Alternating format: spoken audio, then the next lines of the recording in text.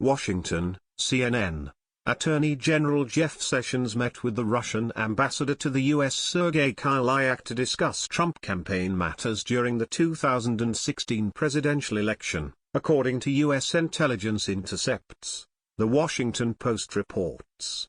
According to the Post, Kislyak told his superiors in Moscow about two conversations he had with Sessions, which included a discussion on policy issues important to the Kremlin. Sessions was a foreign policy advisor to President Donald Trump and major campaign supporter at the time.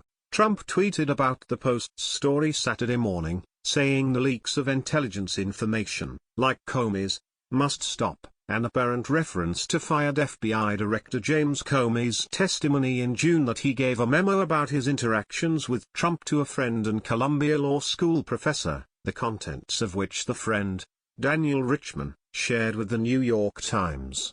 Richman, a former federal prosecutor, has told CNN that the memo was not classified.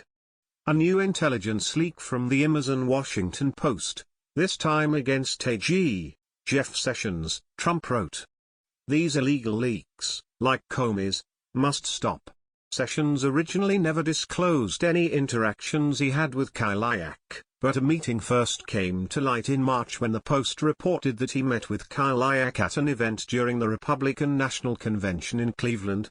Sessions met with Kislyak for a second time during the presidential campaign, this time in his Senate office in Washington.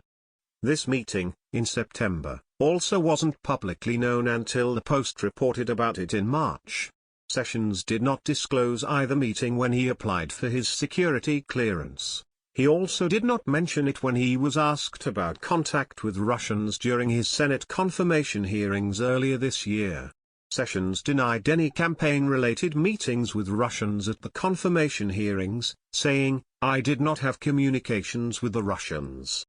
The revelations that he had met with Kislyak led to calls for Sessions to recuse himself from overseeing the FBI investigation into potential collusion between the Trump campaign and Russia. Sessions ultimately agreed to step aside from the investigation. Justice Department spokeswoman Sarah Huiska Flores said in a statement to CNN that she could not comment on the Post's report on Friday.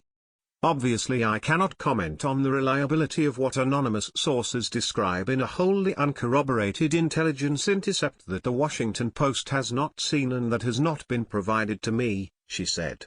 But the Attorney General stands by his testimony from just last month before the Senate Intelligence Committee, when he specifically addressed this and said that he never met with or had any conversations with any Russians or any foreign officials concerning any type of interference with any campaign or election. In his series of tweets Saturday morning, the president also launched into criticism of the federal probe into Russian efforts to influence last year's election and allegations of collusion by his campaign, asking why federal investigators weren't looking into Hillary Clinton's handling of classified information in emails while Secretary of State and accusing her of having ties to Russia. Clinton spokesman Nick Merrill did not immediately respond to a request for comment Saturday.